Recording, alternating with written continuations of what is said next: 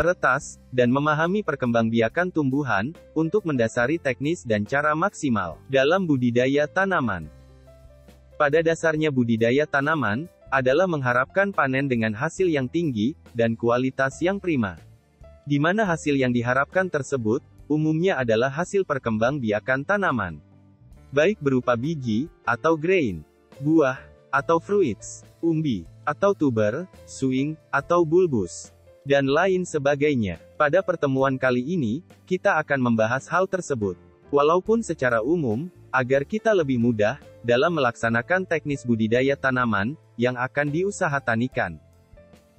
Coba perhatikan tanaman jagung. Tanaman jagung berkembang biak dengan cara biji. Biji jagung dihasilkan dari penyerbukan bunga jagung, di mana bunga jantan, dan bunga betina terpisah atau tidak berada dalam satu tempat, yang disebut dengan monosius. Penyerbukan tanaman jagung terjadi dalam tongkil yang ditutupi kelobot, dan di dalamnya ada biji. Biji inilah sebagai calon tumbuhan baru. Proses perkembangbiakan tumbuhan, terjadi jika serbuk sari menempel ke kepala putik.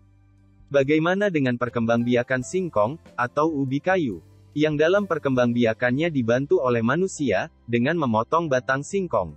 Potongan batang ditancapkan di tanah. Proses ini dinamakan, stek batang.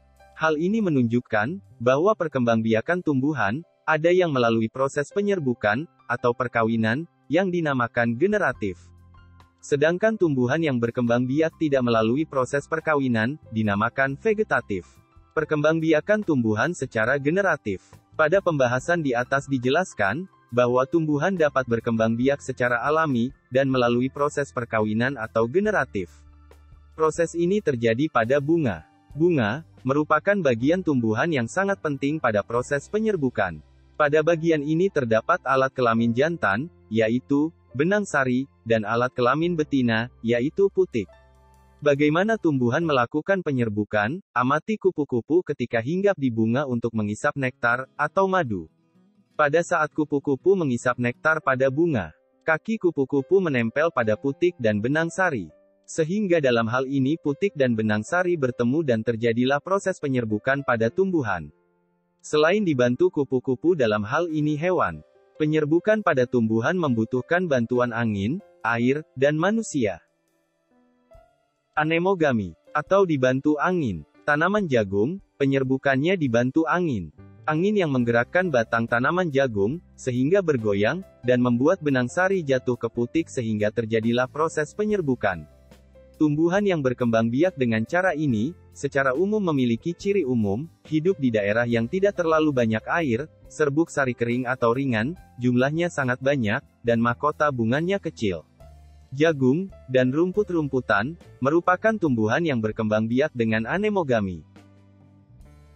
Zoidiogami, atau dibantu hewan. Pada pembahasannya sebelumnya kupu-kupu membantu penyerbukan tumbuhan. Selain kupu-kupu hewan yang membantu penyerbukan tumbuhan, adalah lebah, dan burung.